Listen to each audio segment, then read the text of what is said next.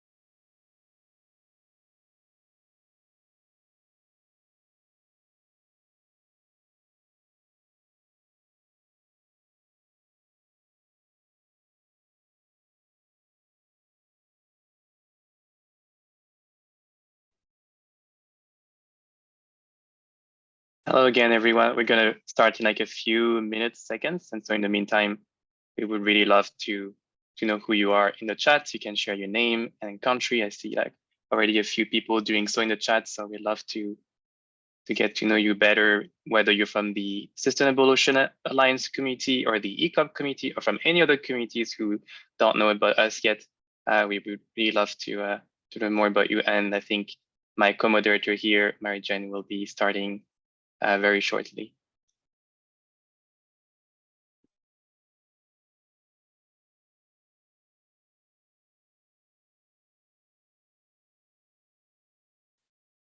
Good evening, everyone.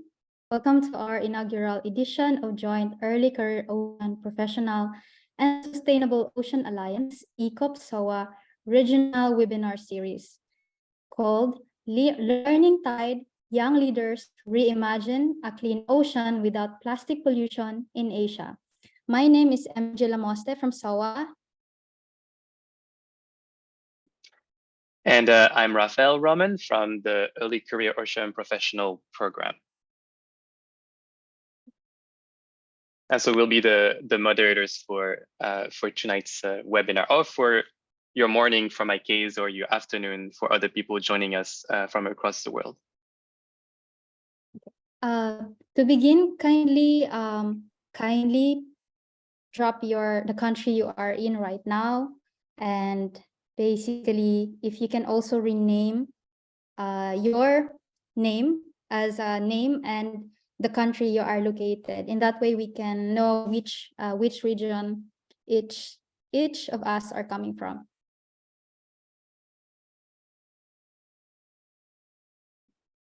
And just so you all are all aware of, you cannot unmute yourself at the moment, but during the Q&A session later, if you would like to ask a question directly to one of our speakers, we will be able to unmute you, and you'll be able to give your presentation live later during this webinar.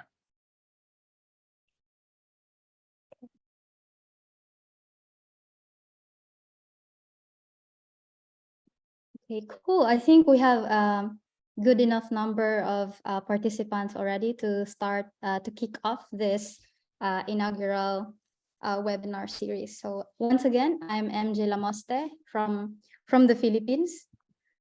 Okay, and I am working at Sustainable Ocean Alliance. It was also known as SOA, as the regional representative for Asia. My role is to engage with youth leaders in driving impactful solutions and initiative towards ocean conservation across the hubs in Asia. So this webinar series is part of SOA's contribution to the UN Ocean Decade ECOP program, which aims to harness and connect regional networks to share information about the UN Ocean Decade and discuss how we can collectively contribute to specific ocean decade goals. To give you a brief background, SOA was created for youth in 2014 with the aim of empowering ocean leaders with ages between 18 to 35, mainly to take meaningful action based on their talents, skills, and passions, providing them education about the seriousness of climate change, inspiring people to create new solutions, and providing expertise and funding with only one goal in mind: to restore the ocean in our lifetime. And as of February 2023, SOA has accelerated 288 ocean solutions by funding for-profit startups and grassroots nonprofit projects, providing them critical funding to help them develop innovative solutions to the greatest threats facing our ocean. These solutions include converting waves into clean energy, planting mangrove, recycling plastic, and much more.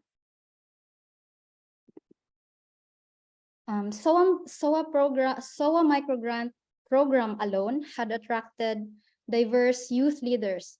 These youth understand that the planet is in the state of rapid decline. Governments are not making measurable commitments, nor are they innovating fast enough. People don't know how to take effective action that will make an impact on their own. And I think we are sharing the same sentiments of what's happening in our respective community. Hence, SOA are taking matters into their own hands for youth leaders to create one solution at a time in a community. And since 2014, SOA have built the world's largest network of young ocean leaders to empowering thousands of youth across 165 countries. Together, we have created 82 youth-led hubs with about 7,000 plus youth leaders. They are being supported by dedicated ocean investors, mentor, policy advisor, and some of the speakers that are here are also supporting what we are doing. So in SOA in general have 8 regions. We also have 5 regional representatives managing these regions, namely North America, Caribbean, Hispano-America, Europe, Lusophenia, Africa, Pacific Island, and especially Asia. And in Asia alone, we do have 13 youth-led hubs across 11 countries. So Indonesia have 3 hubs existing at the moment. And then we have over 500 plus young ocean leaders, and hopefully counting more and more joining in. And maybe some of you can see the nearest hub near you, and the interest, if would you like to start your own hub as well in the near future. The next step will be, now is your time to become a young ocean leader. You should join the Alliance. After signing up, you will receive an email with an invitation to join the SOA online community. You can connect with other leaders in your region and worldwide. And this is also an opportunity for you to see if you would be interested to have a hub in your respective community. And the second will be, we are calling youth to sign the petition on moratorium against deep seabed mining. So for the past year, SOA has been representing the largest global network of young ocean leaders to call for a moratorium on deep seabed mining to enable the global community so that we can undertake scientific research to better understand the unique deep sea biodiversity. It is also to ensure that the decision-making process around the deep seabed mining are inclusive for everyone. And with that, thank you so much for joining, and hopefully I'll see you in the next SOA event.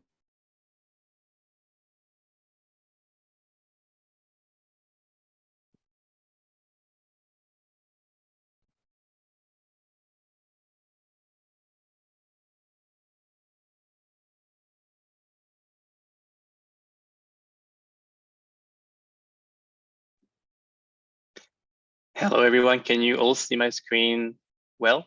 MJ, can you give me a thumbs up? All good? Perfect. So hello, everyone. Hello, everyone. So I'm the other co-moderator for this webinar. So my name is Rafael Roman, and I'm the Regional Coordinator of the Early Career Ocean Professionals, or ECOPs, program in Asia. So I'm going to give you also a really brief overview of what the Early Career Ocean Professional program is, especially for those of you who might not be aware of who we are. So just to give you a quick idea of what is an ECOP. So we consider an early career ocean professionals to be any ocean enthusiast with 10 years or less of professional experience, and this regardless of age and we try to really include people across sectors, disciplines, and knowledge systems. So to give you an example, students, researchers, fishers, divers, science communicators, and also beach cleanup volunteers are all examples of ECOPs. So it doesn't particularly matter if you have a full-time or part-time job, if you also, oops, my apologies. So it doesn't matter if you have a full-time or part-time job, you can also be a volunteer and also be considered an ECOP. So our mission is really to incorporate new ways of thinking into global ocean sustainability and stewardship challenges. And so we do so by empowering ECOPs with meaningful networking and professional development opportunities. This could be through trainings, different webinars, workshops. We're also trying to give ECOPs a seat at the table during high-level decision-making events and during international conferences. And we're trying to amplify the diversity of perspective we have through a collective voice and ensure that knowledge is transferred across sectors, but also across generations. And that we're trying to do this by also building a network of networks. And that's why, for example, SOA here is one of our really esteemed partner that we hope to collaborate more throughout the UN Ocean Decade. And so the ECOP program was born from the UN Ocean Decade back in 2021. We were endorsed as part of the first batch of programs, but I'm not going to be talking too much about the UN Ocean Decade right now because Professor Aileen will give a talk about this in a few minutes.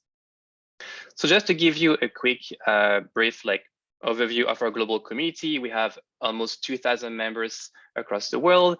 We have 5 regional nodes that have been established in Africa, Asia, the Caribbean, Central America, and Europe. We have more than 28 national hubs, including 4 of them in Asia. I'm going to be talking about them in a few seconds. We have 4 different task teams on important topical areas in the UN Ocean Decade. So we have ocean literacy, a team on training and mentoring, on diversity, equity, and inclusivity, or DEI, as well as ocean bridges. So the last one, ocean bridges, is really a team that's trying to bridge ocean research, innovation, and diversity across generations of experts and stakeholders. And finally, we also have 7 UN Decade endorsed projects because we are a UN Decade program, so we can also have projects endorsed under our program. And they're basically programs that are being run by a variety of partners around the world. So for example, I have listed a few here. We have the Southeast Asia Ocean Professional Program with the East-West Center. We have a program on microplastic called Storage, the Seaworthy Collective. We have Citizens of Surf as well, a graduate school in Africa, in Cabo Verde to be specific, as well as a new decade project for ocean professionals living around the Indian Ocean or living in countries in the Indian Ocean basin. So talking about the UN Ocean Decade, actually this webinar is extremely timely simply because the Ocean Decade recently launched the new call for decade actions. So they do this once every 6 months. And the next one, the current one is focusing on marine pollution, so specifically on plastic and nutrient pollution, but also on ecosystem restoration and management. So, and the Early Career Ocean Professional Program is accepting applications for projects. So some people from my team will share some links in the chat below so you can get more information about this. And so as the regional coordinator for Asia, I just wanted to give you a quick idea of our national hubs in Asia. So all those lovely faces on the left are our current coordinators, and our team keeps expanding progressively. So we have 4 different hubs in Japan, China, India, and South Korea. And as you can see, we also have other countries in blue. Those ones are countries who have expressed interest to potentially create an ECOP node, such as Malaysia, Indonesia, or Pakistan. And so if you're interested to actually start your own node and learn how to do this, especially if your country is not colored in blue in this map, please, you can also message us. So you have the little QR code here that should give you the link to our ECOP Asia page. But also it will be pasted in the chat, so you can also get in touch with us, register, and learn more about how you can get engaged. And so this is also a quick idea to let you know of where our ECOP members are located. So we have around more than 550 people as of today across 25 countries, which is one of 3 ECOPs across the world based in Asia or from Asia. And so, yeah, again, if you see your country not colored here and you would like to join and help us, please connect with us anytime. And so to connect with us, you have the website, which is ecopdecade.org. You can also email our ECOP Asia specific team at this email, but I would especially encourage you to subscribe to our monthly newsletter. So you can take and scan the QR code here, but also to join the ECOP group on the Ocean Decade Network. And we also have all the different social media platforms on the right. So I'm just going to give you a few extra seconds in case you want to take a screenshot or to quickly scan a QR code. But it's a real pleasure to be able to meet you all today and to have this collaboration with the Sustainable Ocean Alliance. And we really hope that both of our communities can learn from each other and collaborate more closely in the future. So thank you again for your attention. And we will now be moving to the presentation with Dr. Aileen on the UN Ocean Decade.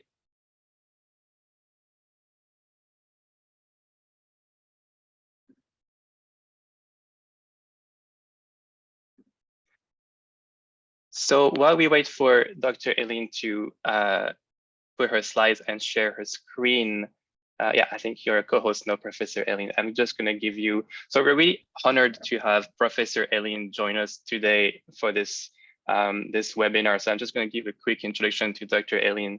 So Dr. Aileen, in the meantime, you can, yeah, we can see your slides right now. Okay. So Dr. Aileen is the director of the Center for Marine and Coastal Studies at the Universiti Sains Malaysia. She's a fellow of the Academy Science Malaysia and the executive director of the Asia Pacific University Community Engagement Network. She's also currently the vice chair, or the re-elected first vice chair of the UNESCO IOC Sub-Commission for the Western Pacific, or WESTPAC. She's also a board member of Partnership for Observation of the Global Oceans, or POGO. She serves in different international steering committees in organizations such as COSPREDICT, Global Ocean Corps, and EquiSea. Her field of expertise is in marine science, specializing in mariculture and conservation of mollusks, promoting a green aquaculture to create an impactful, sustainable income for the local communities, besides creating a balance between profit and environmental protection. And she believes strongly in translating her knowledge and benefiting the communities with research findings and creating a better tomorrow for all. So Dr. Aileen, the floor is yours. Thank you. Thank you, Ralph. Can you hear me, Raphael? Well, Raphael? We can hear really well. Okay. Yeah.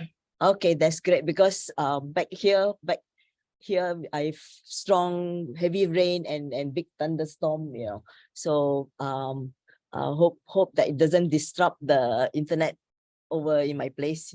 A very good evening for Malaysians, and also a very good day to all the participants participants who is attending the webinar today. It's really a good an honor for me to be able to give a short talk to all of you. Today I will be wearing, as Raphael has introduced, I'm wearing many hats, and today I will wear my hat as a vice chair of IOC Western Pacific. And how do we link our activity to UN Decade of Ocean Science, and also opening up opportunities for ECOPs member as well as SOA members to participate in our programs. Yeah. Okay. All right. So a little bit background of IOC WESTPAC is an international intergovernmental oceanographic commission of UNESCO. This is the only intergovernmental organization mandated to promote marine science in all ocean basins. Born in 1960, IOC, we have now 150 member states. Yeah, with medium term, which ends in 2021 objective just before the launch of UN Decade of Ocean Science. Yeah. So our focus is mainly on healthy ocean, early warning for ocean hazards, resilience of society and ecosystem to climate change, knowledge of emerging issues. Okay, and if you look at this, I do not worry about capturing it because I will share these slides. I mean, by all means, the organizer can share these slides with all the participants, because from here the structure you can see how we link ourselves in the region as well as with international organizations. So we have four main areas here, which is the ocean observation and services, the marine science and applications. We also focus a lot on capacity development, and we have special working groups. And if you look at those items that we have circled, those are the areas that is very relevant to the recent call that we mentioned earlier of the UN Decade of Ocean calls just now pertaining to marine plastic as well as pollutions, yeah, marine pollutions. And now there's a new areas that we have to look into is the emerging pollutants, yeah, which is what we are concerned is the pharmaceutical pollutants. Yeah, I'll talk a little bit about that later on. Is for IOC WESTPAC, we are building on an enabling environment. These are the programs, priorities, and areas of action. I'm sharing this. This is very much in line with UN Decade because these are all opportunities for the young scientists to join us in terms of various aspects. You know, sometimes we might argue, we might say, oh, this field is not relevant to my interest. But if you look at the structure of the slides that I've shown you on the structure, there's a lot of range all the way from social science all the way to hard science. You know, we under IOC WESTPAC, we have now moving towards bridging the arts and the science in the same platform. So under the program priorities and areas of action, we have this strengthening science policy interface, develop sustained ocean observation and services, advance knowledge on climate change, marine biodiversity, ecosystem health, and bolster institutional and human capacity for the future we want. And then all of you are the future we want. And this slide shows the partnerships that has been established under the IOC WESTPAC and also IOC UNESCO as in general. And you can see how we link to the Ocean Decade outcomes for the ocean we want. There is 7 societal commitment under the UN Ocean Decade, which is the clean ocean, healthy and resilient ocean, a productive ocean, a predicted ocean, a safe ocean, an accessible ocean, and as inspiring and engaging ocean. And how we link with the WESTPAC key areas of action, which is the ocean processes, climate and climate change, marine biodiversity and seafood safety and security, ocean ecosystem health, enhanced knowledge and emerging. And on top of that, we have under the IOC WESTPAC, we have created 5 regional training network of training and research centers on ocean science. that is mainly focusing on capacity development. And then you can see there's a whole range of WESTPAC's program that all of you are invited to join. It's open to all of you to join, and we would very much promote the mentor-mentee kind of relationship between the ECOPs scientists in the region. Yeah, and of course our key areas of action is mobilize actions for the UN Decade of Ocean Science. Yeah, of Ocean Decade. And you can see we have start a lot of events with webinars, and then this is also we have a kick-off event in year 2021 where each country member states have their own kick-off, and then we have one regional kick-off for the Western Pacific, which was conducted in year 2021. We have more than 3,000 participants involving high-level commitments, because under IOC WESTPAC, since it's an intergovernmental organization, it involves the policymakers, it involves the government commitments, yeah, in the event. Similar to that also, yeah, under IOC WESTPAC, we have put in applications for course based on the course, and there's 4 sub-commissions action jointly developed and accepted as UN Decade of Action, which all of you can actually look into. And if all of you are interested to join, we are more than happy to have you on board. UN 24, because for all the successful accepted program, they have named it. Yeah, so we have this UN 24, which is on the Kuroshio and adjacent regions. UN 23 is on accelerating capacity development, transformations in the Western Pacific, regional network of training and research centers. And then UN 22 is to stem the tide on Asia riverine plastic emission, which fits very well into this webinar. And also UN 21, accelerate marine spatial planning, which is also an area that is of importance now. And of course, the next action is delivering knowledge and services to serve member states' needs, minimizing, for example, I'm showing a few examples here, minimizing and address the impacts of ocean acidification.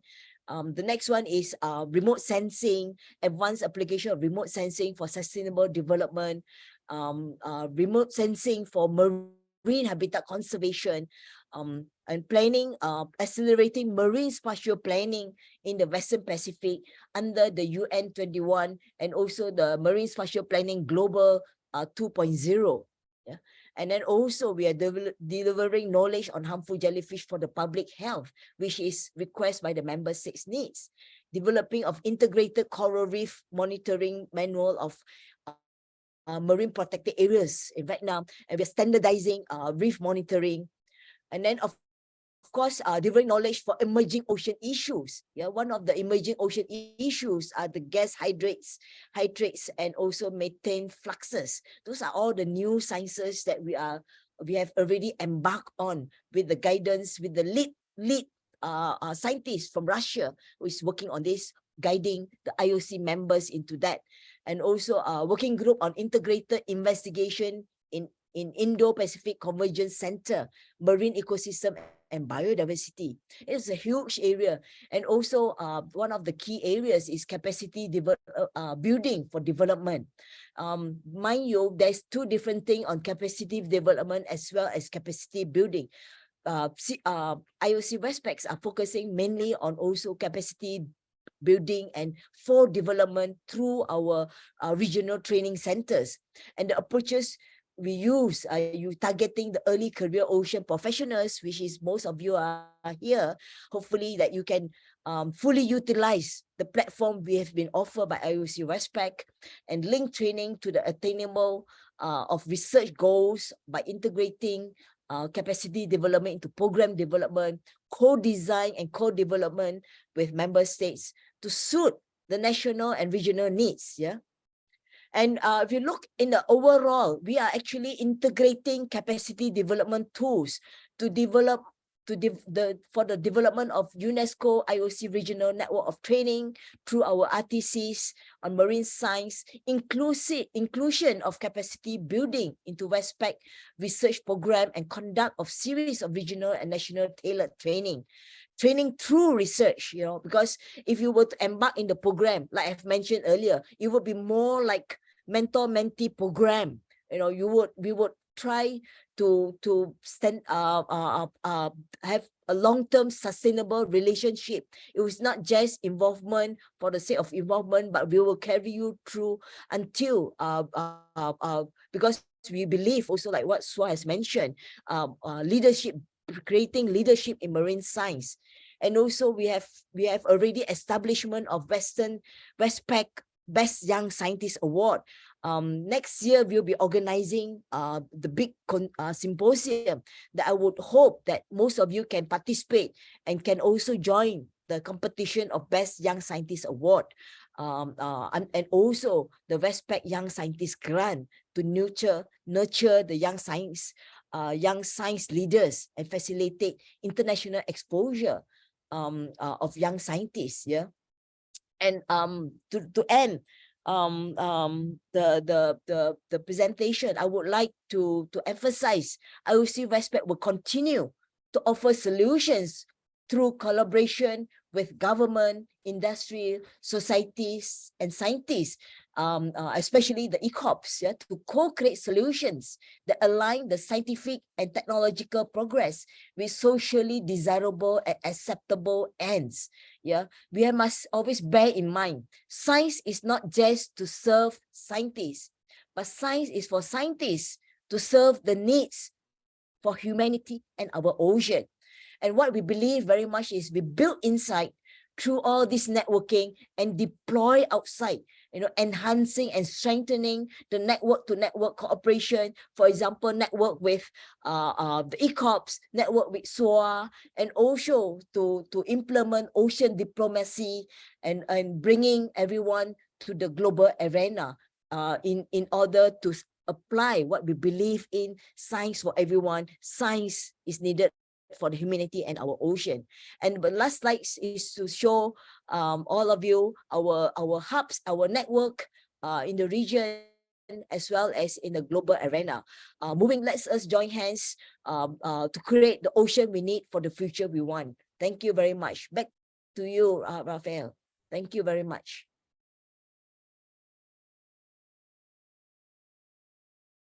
Thank you so much, Dr. Aileen. It was such a comprehensive and informative presentation, and I really hope that, you know, ECOP and SOA can join hands with the IOC WESTPAC community throughout the ocean decade. So thank you again for this really enlightening talk today. Really appreciate it. Please feel free to share the PowerPoint with the audience. You know, I mean, is the PDF file that I've shared with you. Thank you. Yeah, we'll make sure to do so, and everyone we will share all the slides with our audience today. And also, I just want to remind people here that we may not have time to take questions for Dr. Aileen right now, but you can actually post them in the chat, and we will then also potentially go through them at the end of this webinar. Or otherwise, I will make sure to report them to Dr. Aileen and the IOC Sub-Commission staff, so they can also answer them later on. So thank you again so much, Dr. Aileen, for your presentation. And just before we move on to our first guest speaker of this session, I just wanted to share a first quick poll with all of you present, just to get an idea of how you heard about this webinar and which ocean networks you currently belong to. And that's going to be also providing us 1-2 minutes break before we start our presentation with Thanda. So if I can have someone from the team putting the first Zoom poll up.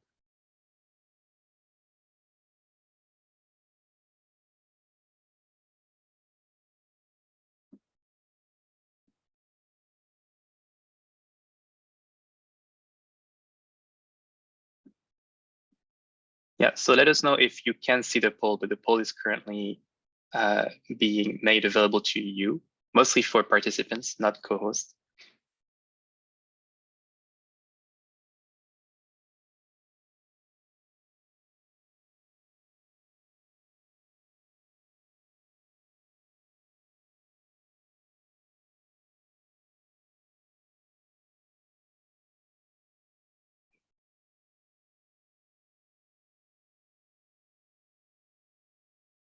And thank you again, everyone, for your wonderful introduction in the chat. For those of you who joined a little bit later during the webinar, feel free. We would love to hear from you. Like you can just drop your name and your country, maybe where you're affiliated at, so we can also get to know each other a bit better.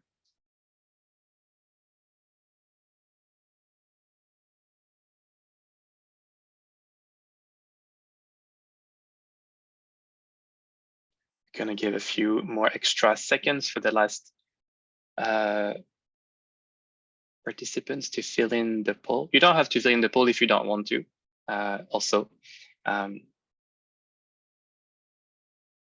So while we wait for the last answers to be filled in, I just want to already start introducing our first speaker, our first official speaker for the session, specifically on marine plastic pollution. And so our first speaker is Thanda Ko Gyi.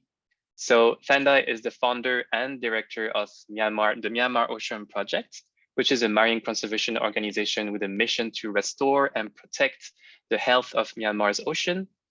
Thanda also volunteered as a research assistant for Marine Megafauna Foundation's Myanmar Manta program before she founded the Myanmar Ocean Project, after countless encounters with marine life entanglements in ghost nets and witnessing the destruction ghost gear has on marine ecosystems firsthand. She's been working with local fishing communities and organizations, and the Myanmar Ocean Project has been leading the efforts to understand and reduce the impact of abandoned, lost, and otherwise discarded fishing gear through dive surveys and cleanups, and engaging with the fishers in the Miaik archipelago in Myanmar. And so the Myanmar Ocean Project is a member of the Global Ghost Gear Initiative and continues to advocate for solutions to Myanmar's abandoned, lost, and otherwise discarded fishing gear problem. So if we're all okay with maybe ending the poll now, I think we can all welcome Thanda with a big clap of applause. I mean, a virtual clap of applause, and really very much looking forward to her presentation today. So Thanda, the floor is yours.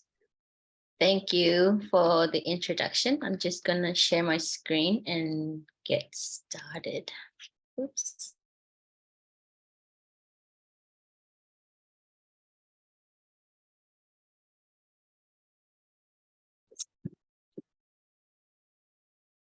So can everybody see my screen? Yeah, everything works well. Okay, so I will just be talking about the work we have done. So it's a very local approach to the introduction that was done earlier. So we have been working with ghost gear in Myanmar. So ghost gear in general is the most dangerous marine debris you will find in the ocean. It causes the most harm to marine animals and pretty much decimate marine ecosystems. So I will focus our talk on how we have worked with coastal communities and young people to actually find solutions and to successfully do what we have done. So a little background on Myanmar, in case most people don't know where it is. It is south of China, east of India, west of Thailand. We have a huge coastline that borders Bangladesh and Thailand, but we only have one marine park, which means most of our coastal waters are unmonitored and unprotected. We don't have any coast guard. There is no active monitoring by any sort of governmental bodies. So that kind of means there's very little enforcement for a lot of reasons. And things were starting to change when people were starting to be interested in marine tourism in the area, but currently that's kind of on hold. And so Myanmar sort of remains this area where there is no data to understand what is going on, and then sort of no protection whatsoever.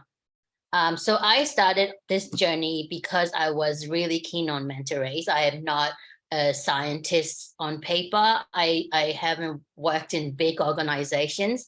I dived a lot with Manta Rays. I was volunteering, and then I started seeing quite a lot of ghost nets everywhere we were diving, repeatedly in the same space, year after year. And that's how I ended up finding Myanmar Ocean Project to deal with this. Oops. So Myanmar Ocean Project's background. So we mostly work with ghost gear. We've surveyed over 87 reefs in Nyek Archipelago alone. We have so far interviewed over 220 fishes to understand why there are issues with ghost gear in the areas we have surveyed. And the interesting thing about Myanmar is because there are no divers and because there are no monitoring by any coastal coast guards or any marine conservation, particularly by marine conservation sort of rangers, what we found was pretty shocking. And it was pretty hard to sort of figure out how bad things were to start with. So we had to really lean into our building relationship with the communities, different communities, to really understand what's going on and to get the most out of it. So from my experience, I found that engagement was crucial, especially with the coastal communities and the fishermen, because they are sort of central to this whole issue. It is affecting their livelihood. They understand how bad the situation is. They know what's going on. And I think I would say I lean into like the fact that I was not a intimidating governmental official or and sort of engage with them on a more honest sort of level, I would say, because we didn't really we didn't rely so much on workshops and just talking to village heads. We just went to the ground, spoke to everybody who was willing to speak to us, basically. And the other group we had to sort of really lean into and work with was what little diving community there already was. This particular picture, I had dived it like 2 seasons prior to this picture. And then within 2 years, it has sort of gone so bad, unrecognizable. So there are very few divers, but then whoever has dived these areas know the situation. And so we did a lot of reaching out to these communities to understand what was going on. And then we just basically took all of that information and just looked at the map and jumped in different reefs and figured out what was going on. The findings were pretty horrifying. Out of all the reef sites we visited, 95%, so that's almost all of them, had some form of ghost gear. So most common ghost gear we found was gill nets, and we found quite a lot of endangered species entangled in them, including Mobula birostress, so the Manta Rays. This little turtle lived, but we actually I personally found more dead turtles that year than I did a live one, so that was pretty depressing. And a lot of the nets we were finding were really large and covering really, really massive areas. And the other thing we learned was the whole coastal community from the west to the south, there was no waste management in place in any of the communities, on islands and in cities, and that applies to the boats as well. So the boats tend to go out for 3 to 4 months at a time. So it is really hard for them to expect them to bring all their rubbish back or to bring all their end of life gear back. But the other thing was with a lot of the large ghost nets, after interviewing a lot of fishermen, we realized that they weren't really throwing them away. It was mostly because there was lack of enforcement between trawlers and purseines and artisanal fishermen who are kind of using the same area. And a third of the places we surveyed could be classified as hotspots, like the one in the picture here. It kind of means that we could tell that there are multiple incidents ongoing at this same location. And some of the hotspots are very clearly, like, you could see different types of nets from different seasons, from the coloration. But then other types of hotspots are where people are just actively throwing their end of life gear into the water while they are resting. And from the interview, we understood that each boat, and these are artisanal sort of medium-sized boats, these are not trawlers, the industrial boats, they're throwing away between 20 to 60 kilos per rest week. So that's like per 10 days.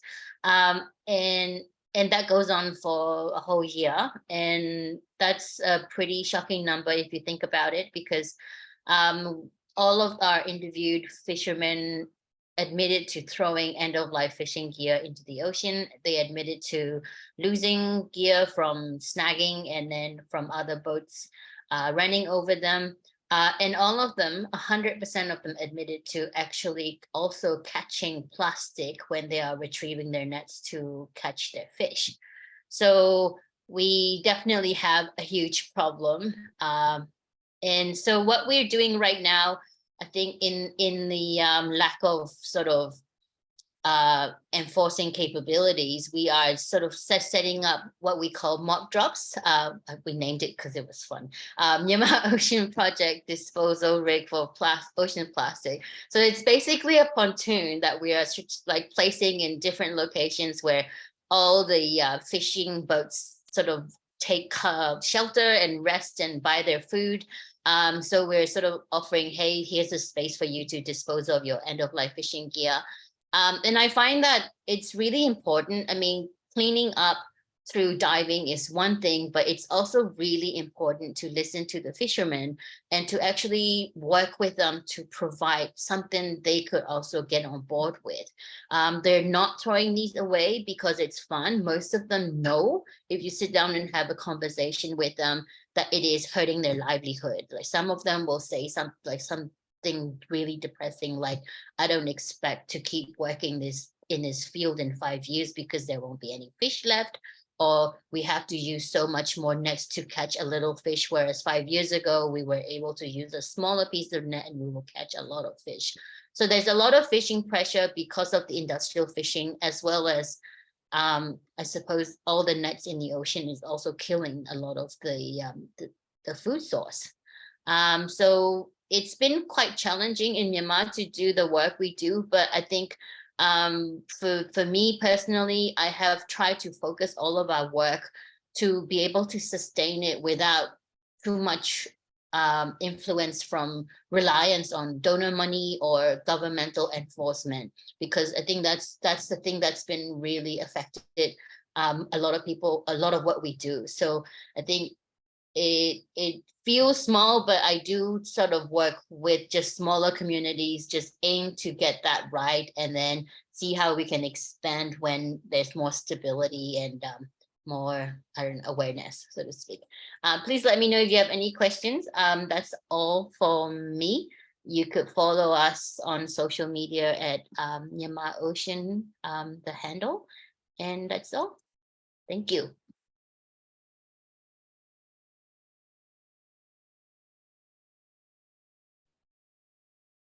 Thank you so much for this amazing presentation, Thanda. It's so important for us to raise awareness of this issue of ghost gear, and also to get to know what's happening in a country like Myanmar, because if I'm not mistaken, you're the first and only marine conservation organization in the country. And so it's really There are a few university groups, but yes, I think we might be the only marine registered marine organization. Thank you. Okay, thank you for clarifying, but thank you so much again for this enlightening talk, and it was really fantastic. And yeah, as Thanda mentioned, if you have any questions for Thanda, you can drop them in the chat. We will be compiling them and asking them after our last presentation for today, but you can also ask questions live after the second guest speaker if you would like to ask it in person. So yeah, please feel free to drop your question anytime. So now I'm gonna transition to Angela. So I'm gonna let MJ give the official presentation. Hi everyone, it's me again. Okay. Before welcoming our next presenter, I would like for you to reflect this question while I'm doing the introduction of Miss Angela.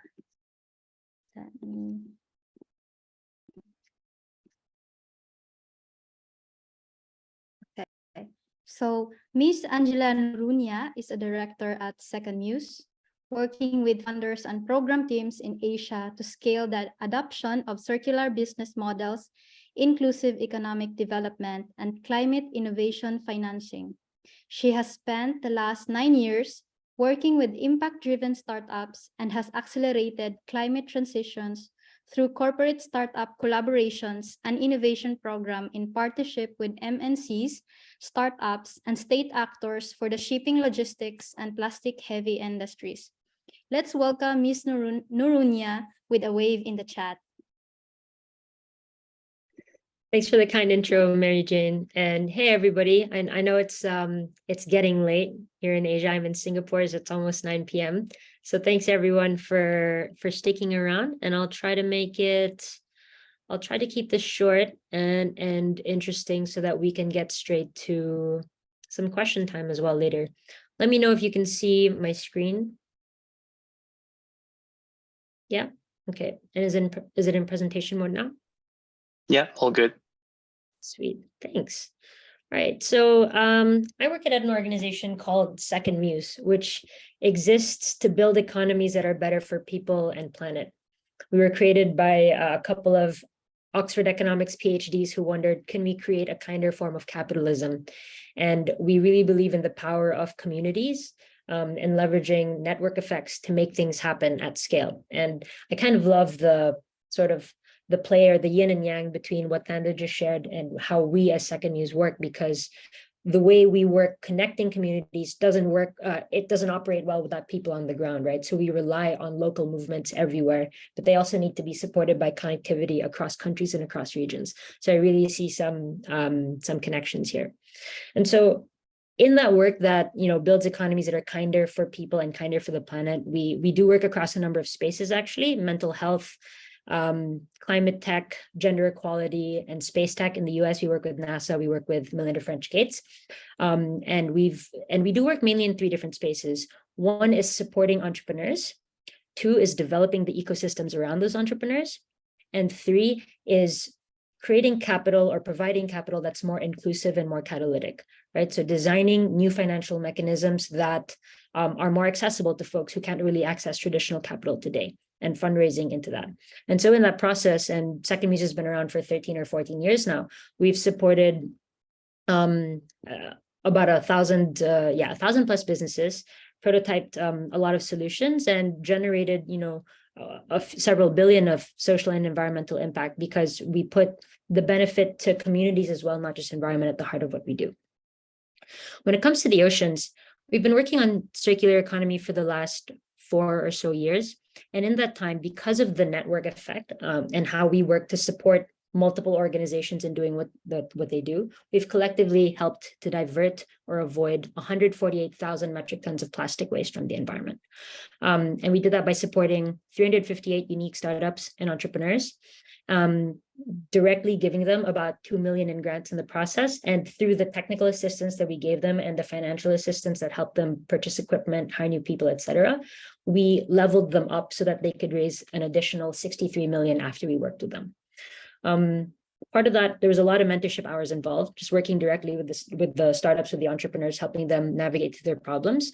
Then there was also a lot of intentional action, making sure that in supporting those entrepreneurs, we weren't just supporting the usual crowd. We made sure that a large representation were female-led entrepreneurs. We also helped each of the entrepreneurs, whether they were led by men or women, have more gender-inclusive practices, and also be inclusive towards an often underserved part of the waste and marine plastic community, which is informal waste workers. Most of the plastic pollution or waste in Asia is collected by informal workers.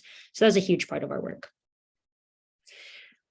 We spent the first 3 years of this work scaling innovative solutions. So finding the likes of the Myanmar Ocean Project, or a project in the Philippines, or a startup in India, and bringing cohorts of those solutions together to solve different problems along the plastic value chain. So some of it would have been, how can we create more gender equity or more inclusion for informal workers? And then found a lot of solutions that solve that problem. Another mini program would have been around how do we put value into flexible plastics, right? Because a lot of the informal workers don't bother collecting that because you can't recycle it. They can't sell it onto a PET recycler because it's soft and it's flexible. So how can you incentivize people to collect that? So we had a whole program around that. And then we also had programs just around fostering better connections between the waste management actors in given countries. So we had that in Thailand, we had that in Indonesia, we have that in India as well, because we found that a lot of the solutions that we were working with they kind of felt alone in solving their problem. You know, it's not a glamorous industry. Waste collection, waste management, plastic pollution, they see themselves as eco warriors and they know how important it is, but maybe their family or the community or people around them see them as dealing with garbage. And so that was really tough for some of them to work through together. And they also didn't know, they weren't connected to other members in the space who were solving the same problems, and they weren't able to learn from each other, at least not until we created this network of sorts for them to work together. And this was through an umbrella program that we ran called the Incubation Network.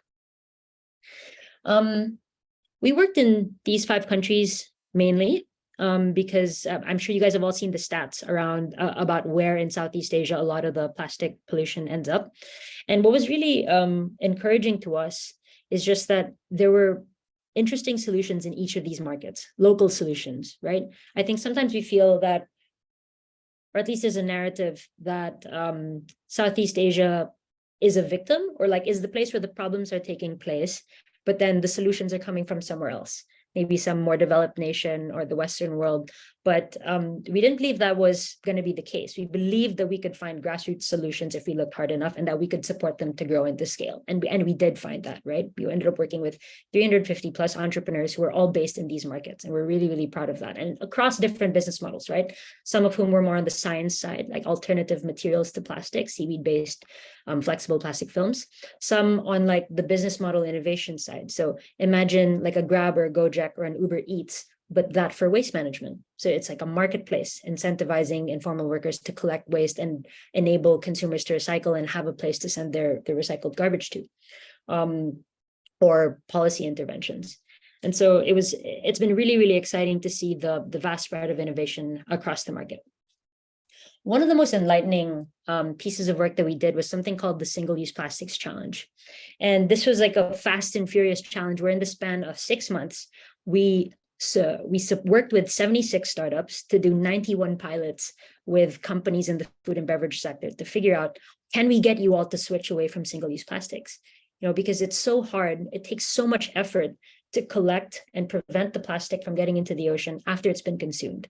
It gets spoiled, it's dirty, it's all over, and it's so fragmented, it's scattered everywhere. It's so much easier if you can actually prevent that plastic from being consumed in the first place by swapping it out at the source, which is why we partnered with these businesses to do that.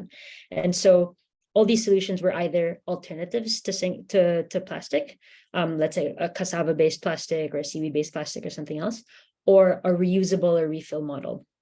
And in that blitz of the 6 months where we created those corporate startup partnerships to make that happen, I think what we were hoping was to find out which solutions work well in which contexts and which ones can we therefore double down on and scale. Because one of the key barriers we saw the companies, I guess, doing the right thing or adopting the sustainable solution as the long-term solution is there's a lot of unknowns. They say, we don't know if it'll work. We're so used to plastics. We don't know if this is going to be okay for our products. Like, how do I know that my food is going to be okay in those containers? So there's unknowns and there's risks. We're like, well, if we can do the tests, do the experiments and de-risk them, that kind of gets rid of that excuse. Another common barrier is this is too expensive, right? This is more expensive than the status quo, than the way that I purchase plastics today. You know, how can this be good for my business as well as good for the environment? And so because we tested lots of different products for lots of different businesses, we were able to see which sort of sustainable alternatives are closer, relatively closer to the status quo and would be easier or more commercially viable and able for businesses to adopt.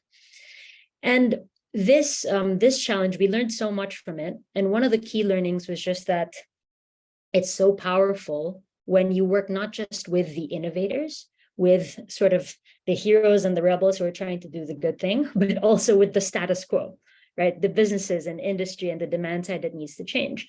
And it made us sort of pause and reflect a little bit and think about, well, the way that we've been supporting people today, and we've been giving a lot of time and dedication and money to innovators, is it enough?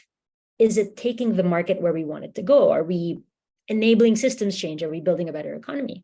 And we realized that when you think of all the things it takes to develop an economy or to develop an ecosystem, we're only playing in one tiny part where we're supporting incubators, or we're like an incubator and accelerator of sorts, supporting innovations. There's so many other things that need to change for an economy to really shift, right? Whether that's policy or culture, how businesses make decisions, where money goes. And so we, you know, some people will look at that problem and think, that's too big, I don't want to touch it. But other people will say, how can we take a bigger slice of that pie? How can we be more ambitious and try to change more of those things, while obviously also being realistic and recognizing what can we do, but what should we be partnering with others for, right? And this goes back to our view about community and leaning on networks and how to leverage everyone's unique strengths to get a bigger job done. And so now we think in systems, right? And our future work in plastic has really got that in mind and got that designed. And so our SUP, our Single-Use Plastics Challenge 2.0, sort of looks like this now. There's a corporate action lab where we're doing the same thing we were doing before, getting big businesses to work with innovators to reduce plastic at the source, but we're also working on consumer behavior change. We're also developing the supply chain, helping the ones who are more expensive bring down their costs, helping the ones where technically they're not there yet prove themselves in labs, and then influencing policy so that it's easier for businesses to make the shift. But we're leaning on partners to do that because we can't do it alone. And it's a good transition into how youth can play a part too, because one of our partners in this, it's a young couple, a young French couple who were working in like sort of classic consulting gigs, but you know, weren't being fulfilled by what they were doing and decided to leave their cushy consulting jobs and start a consultancy that's entirely focused on getting corporations to switch away from plastic. And they're called Enough Plastic. And they've done this now for several, you know, hospitality and FMCG companies. These are some of the plastic sort of products that they end up getting them to switch into sustainable alternatives. And they just decided to set it up because it's something that they had conviction in, right? And so when I think about how youth can get involved in this type of things that we're doing, like systems change can feel so big, right? You think of policy, you think you're one person, how can you possibly do that? There's so many ways to help. You could join or start or support one of these startups, grow these innovative solutions somehow, right? With your time and talent. And you don't have to be a scientist. You can be a business person. As we just said, it takes a business case for industry actors to adopt sustainable solutions. You can be someone who's really good with people. Yeah, we need culture changes. We need people to be convinced, and we need communications experts to show people the way and let people understand why it's important. You can also help untangle conflicts of interest if you're good with people, right? So all sorts of skill sets are required, and every job can be a climate job in that way. You can also co-design. This is the stuff that takes a lot of time and is really hard to do. But when you take the time to, as Thanda did with the fishermen, talk to the relevant stakeholders and understand why they're not doing the thing that you want them to be doing or that they need to be doing for the environment, and you figure out those barriers and you get around those barriers, you're able to design better solutions. You're able to do better ways forward. And I've seen that countless times with the work that we've done in SecondMuse with plastics, but also in past work I did with the shipping industry, getting these big stodgy companies who are usually risk averse to suddenly share the experiments that they were doing to decarbonize shipping, right? But wherever you are, I think it's just get started, right? You know, in your school, in your place of work, have they made the shifts that they can make? What are new things that you can get them to start? What are conversations that you can start? And to go back to a question that MJ and the team asked me, you know, what would a clean ocean look like to me by 2030? I think one where businesses and individuals care enough about the ocean and are accountable for our actions that we don't put more stuff into it than we should. I think one where we recognize the value of nature and we don't treat it as a dumping ground because we realize that there's a cost to polluting, and that it's not just something that's convenient to do, but it hurts us and it hurts marine life. And also one where I think people recognize their role in it. I think the worst thing that we're fighting here is apathy, right? The climate problem is so big and it's so multifaceted that it can really feel like, you know, what difference can I make? But as we saw, there's so many pieces of the pie. Any one of those pieces you could jump in and make your mark wherever you are. So thank you guys for your time, and hand it over to MJ and Rafael for questions. Thank you, Angela, for reiterating that, you know, each one of us have a role to play, especially in addressing plastic pollution.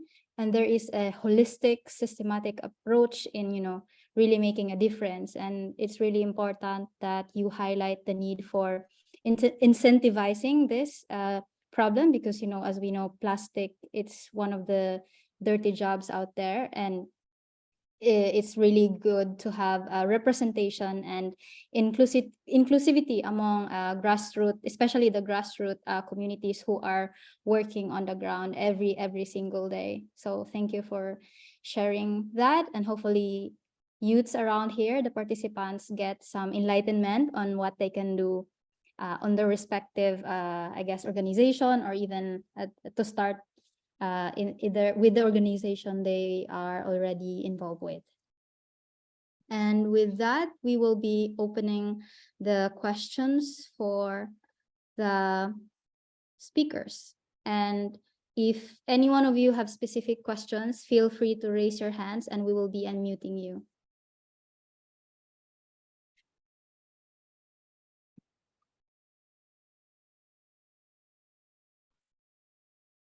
And also, if any of the speakers want to ask a question to the other speaker, you're also free to do so. Okay.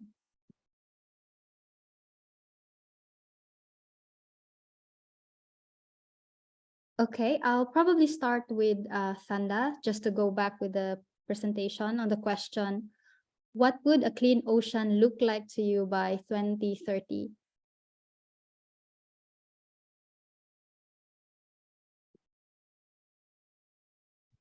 I suppose, I mean, from my personal experience, we will have a stable country with communities who can feel ownership of the space they live in, to actually look after it.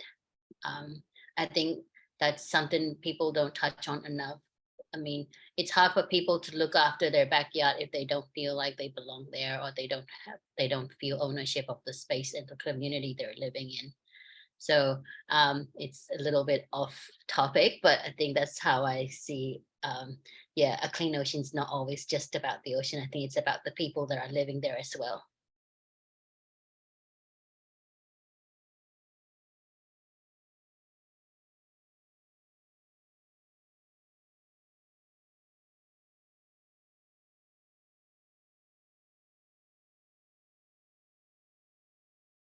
Yeah, I also wanted to ask you another question, and that's coming from one of our co-hosts. They were wondering what do the groups that extract ghost nets do to the nets after? That's a very interesting question, because I've explored the west coast that borders Bangladesh, and I've explored the south coast that borders Thailand, and I see that communities that borders closer to Thailand have more incentive to actually want to collect and sell them, even though technically on paper we're not allowed to import rubbish to Thailand. But because there is that informal collection and informal trade going on across the border, that is actually what's allowing for us to sort of feed into that, so to speak. It's not going into landfill, but whereas if I was doing this in the West Coast, like, there really is nothing else I could do with them after I retrieve them, because there's nothing unless you could send something across all the way, I don't know, thousands of kilometers to Yangon. And that's assuming the roads are safe and you could transport things as easily as you're transporting other high value items. So yeah.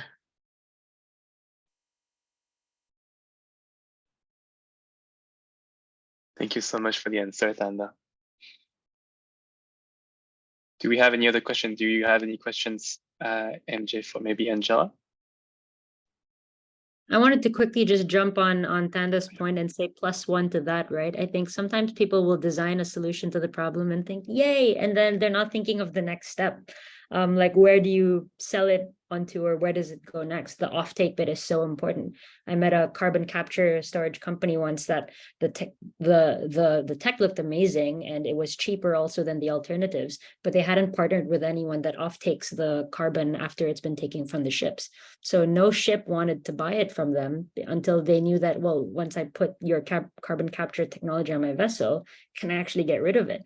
So the need for sort of complete solutions is something that the solution providers themselves don't always think of, right? So it's good that you, like your organization thought of it and you direct them to the right places. And that's why partnerships matter too. Mhm.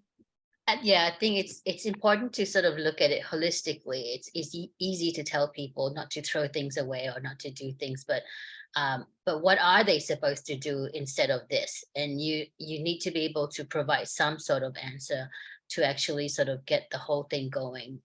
I always feel really bad trying to just sort of push down, don't throw rubbish in the ocean message to people. Like, how long can you actually hold on to your rubbish? Like, do you hold on to your plastic bottle for 3 months of your backpacking trip across Asia? You don't. And I mean, considering the circumstances all of these people are working in, most fishing boat crew are not, I doubt they're enjoying their work, to put it mildly. So yeah, there's a lot of things to consider when you sort of do awareness or solutions. Mm-hmm. Right. And there is this, I guess there's a question from Elitsa Germanov, and I would like to hear from Angela what her sentiments about it. So the question is, what are the best examples you have come across in your work that connect the multifaceted elements such as policy, public business, science to lead to tangible and long-term solution? And she's asking if any case studies can be shared as well. Yeah, sure. I think there's very few that kind of hit all, right? It's really ambitious to hit all, but there'll be some that hit like clusters. So for instance, there's this one company that we've worked with called Repurpose Global, that created a plastic credit marketplace of sorts. So they get these large polluters or people with large plastic volumes to be willing to buy plastic credits. So they're building the market for plastic credits, bringing money in that ends up funding plastic collection projects, right? So it works similar to advanced market commitments in the carbon offsetting space, right? If you can show that there's money that's going to pay for the collection or prevention of these in the ocean, it incentivizes collecting plastics that people don't normally collect today because they can't sell it, right? So they handle that on the market side.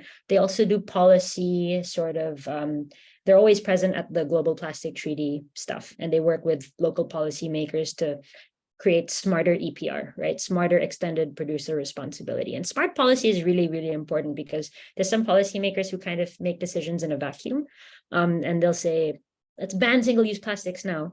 And to Thanda's point earlier, when you have no alternatives, it's the people on the ground who suffer. They're like, okay, well, I can't use my plastic, but what am I going to wrap my food in? How am I going to sell my produce in the market? And so you really need to, these things need to be thought through, and like policy needs to be designed with industry in mind. So they do that, right? They end up being a developer of plastic projects, also creating business out of it with the plastic credits, and also influencing policy. So that's one. Thanda, do you have any examples you want to share? Nothing, you covered it.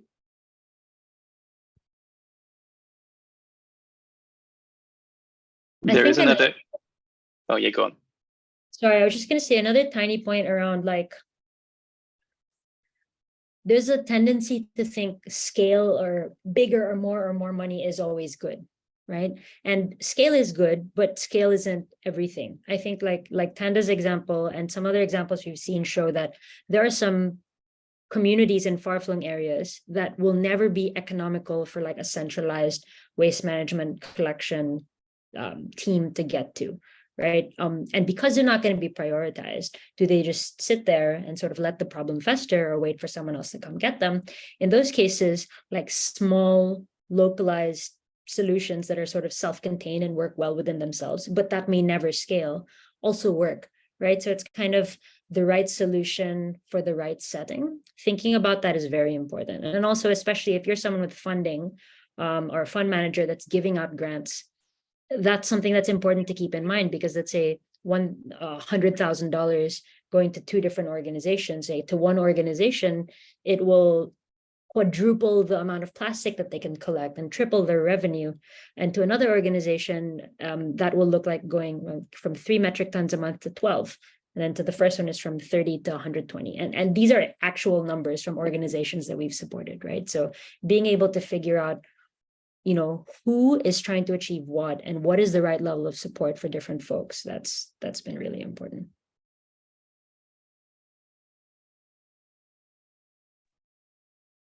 Thank you for that point, Angela. There is another question which might be more specifically targeted to Thanda. So there's Lashantini Rajendram in the chat that asked, I'm wondering, is there any solution for the fishing gears to be made using biodegradable materials, taking into consideration on average maximum time the fisher uses a gear? And I guess that could also be a question for Angela, actually. I think, in the old days, there used to be cotton fishing nets made out of cotton, or traditional fishing methods that might just use bamboo and other materials that didn't really matter so much. But I think maybe the question people also need to be asking is, how much seafood do we really need to keep consuming globally? Because as long as there's demand, I don't think this is going to decrease. And people need to remember when they're eating this is wildlife. It's not like farmed. I mean, you're just, yeah. And the other thing is, because there is so much demand and there is so much pressure, long-lasting material is probably the practical thing for people to do and use, which becomes plastic. Yeah. And I think, if you want to look into that, it's probably like majority of the fishing nets are produced in just a few countries. Like all the fishing nets in Myanmar either come from China or Thailand. And I think that's the same in a lot of the areas. There are people who make them locally, but people who are making them also need to know how many types of different plastic is going into these strands. That's one of the other reasons why recycling fishing nets can be hard, because there's multiple different kinds of plastic in them and people don't know how to separate it afterwards too. Yeah. I think it's such an excellent question, and I'm glad you asked, because I think it calls to a similar problem we saw in the food space, where if you're doing takeaways, right? Someone comes into a fast food restaurant, is not going to spend a lot of time there, not really thinking about the packaging that their food is in. Are they going to bother to trial some new reusable thing and change all their behavior? Or they just want to go in and out, right? So in cases like that, where you don't have time to change a consumer's behavior, alternative materials or biodegradable materials might be better, because you don't have time to convince anyone. But in a place or a setting where it's a closed loop system, you expect people to be coming back and people have time to learn new behavior. Let's say a college campus where people are going back to the cafeteria all the time, or let's say one of those work campuses, like an IT tech park, and then everyone's going there every day for work. There's time for people to learn new material, and there's a place where you could, let's say if you had reusable containers, there's a place to wash them. That's where suddenly reusables makes more sense. It's more viable, because not only you'll actually get more uses out of it because it's economical to wash and recirculate. And so I guess the principle is, yeah, can you tie the useful life and the length of interaction that you have with the user to the material, and whether it's biodegradable or reusable? So I think you asked absolutely the right question. And I would actually say that, yeah, if they're not using it for a very long time and they're going to discard it after X weeks anyway, absolutely should be biodegradable, because you're not going to get them to bring it somewhere else, unless it's like something with very known trade routes or fishing routes, and they always go back to the same spots over and over again, and then that becomes the depot where you're collecting the trash, and then that's getting sold on or something. So I agree. I was talking to someone also about how with plastic bags, our big problem with it is that the durability, these bags that last for 400 years before they biodegrade, is completely not aligned with how long we use it. We'll use it for a few days max. So useful life aligned with the with the integrity of the product is, I think, what we need. Yeah, fantastic. And it definitely ties into, this question we all asked you earlier. what would a clean ocean look like to you by 2030? Those are definitely things to keep in mind as we progress towards the end of this decade. Because we don't have much time left, I wanted to ask two questions that kind of relate to each other. So there's one, so it's most likely targeted to how we can engage the next generation. So there's one question from a co-host, which is, we've been convincing people and organizations to do the shift, but we are young and are not always taken seriously. What do we do? And then to that, I also want to add a question that we got from Rizman Idid in Malaysia, who says, how do senior scientists get involved with ECOPs and help the younger ones? Potentially, that could be two questions we can think about and weave together.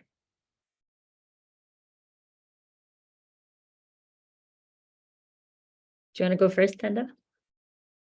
I mean, for older scientists, give space to the younger people, their concerns, their willingness to learn. I think, especially in an Asian society, I find that there's always this social hierarchy. Somebody older, a man, somebody with more income, somebody with more a powerful position, they are the one who always have their voices heard, their opinions. I think when I started, like, nobody cared about me frantically telling everybody how bad the situation is in the water. They just sort of pat me on the back and go, no, we'll do a beach cleanup. And it's just, no, it's not a beach cleanup. It's much worse than that. And it just sort of ended up being me taking actions into my own hand, because why not? And I think for young people, like, I think, you know, if you're in a position to do something only you can do, just go for it. Pester people to help you and just go for it. Nobody, I mean, don't wait for somebody with more, whom you think is in a better position than you to actually do it. I think, yeah, and surround yourself with people who are open to listening to what you have to say. 1,000%. I really agree with that. In fact, before you started speaking, the thing that I was going to say also for older scientists or older people in the space helping younger people in the space is give them a shot. Like, give them a chance to try something hard, to solve problems, to prove themselves, and to be involved in co-designing strategy instead of just implementing strategy. They're not just your arms and legs. Young people have brains too, I'm sure. Like, just remember what it felt like to be 17 and pissed off that people were underestimating you, right? So I think that's one. And because the most frustrating thing also is when you see these, you get this chicken and egg where people are like, you can only get this job if you've got the experience, but you're never going to get the experience until someone cuts you your first break. So be the senior person who gives people their first break, their first really challenging thing. But on the other hand, for young people, please come prepared. Like, how you make people not laugh you out of the room is do your homework. The worst is when people ask me, really, I mean, and everyone has different levels of expertise. But when you ask a question that shows you didn't do any research whatsoever, it makes people not want to help you. If it's a question where the answer could easily have been Googled, please don't ask it. Like, Google it first. And then once you've broken past the barrier of the obvious, then engage. And I think that gives you so much more credibility. It shows people you're willing to work hard. And then they're also not thinking of you as the junior person in the room because you're asking the questions that someone who's been doing it for 3 to 4 years would ask, right? And also maybe to Thanda's point, like, about not letting people stop you. Don't just like look for the opportunities that exist. Sometimes you can create your own seat at the table and design the job that you want. Like, I have created 2 to 3 jobs or roles just by talking to people, saying, this is something I think you should do. That's really cool. And they're like, oh yeah, I haven't thought of that. And then we ended up creating the role for me. So like, if you see an opportunity, do the homework and talk to people about it, and you can create space for yourself.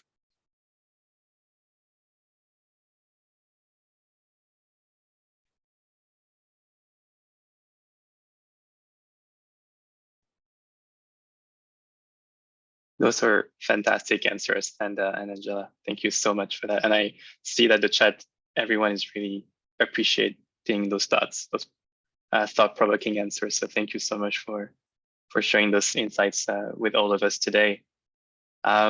So we only have 3 minutes left before the end of the webinar. I don't know if we have any, if we want to address any lasting questions. What do you think, MJ? Do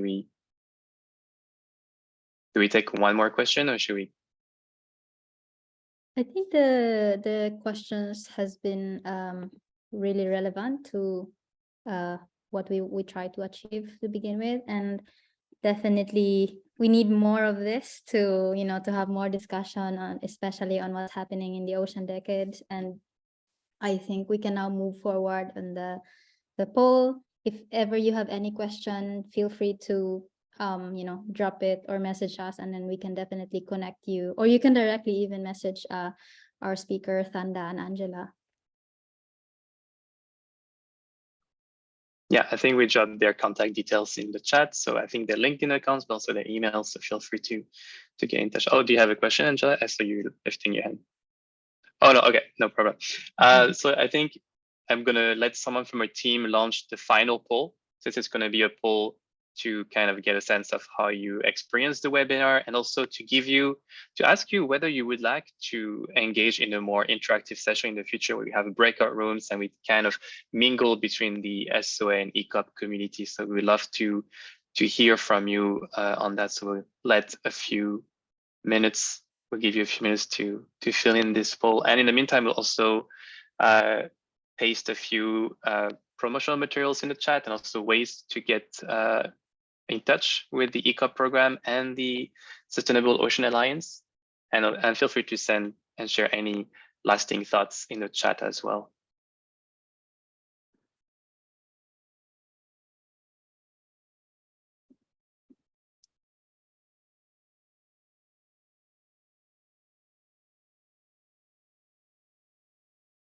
And I think for those of you who might be still sticking around, thank you, MJ, for reminding that we need to do a selfie or like a quick screenshot.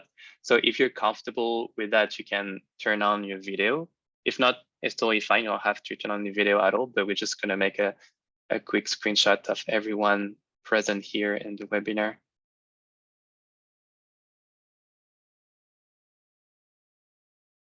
Okay, I'll be doing a screenshot a few times because there's two pages. Did you say 2 pages?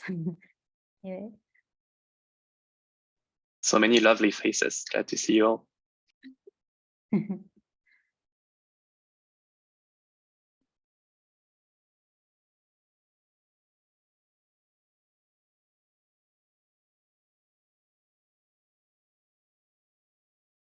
I can see some big smiles, and thank you.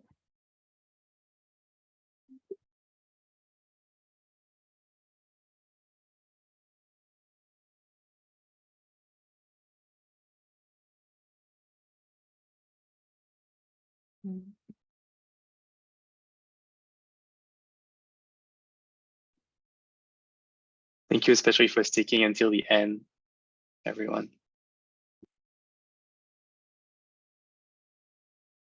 It must be really late for some of you, so I hope you all have a good night on your end after that. All right, I think I've taken enough pictures to share to all of you guys.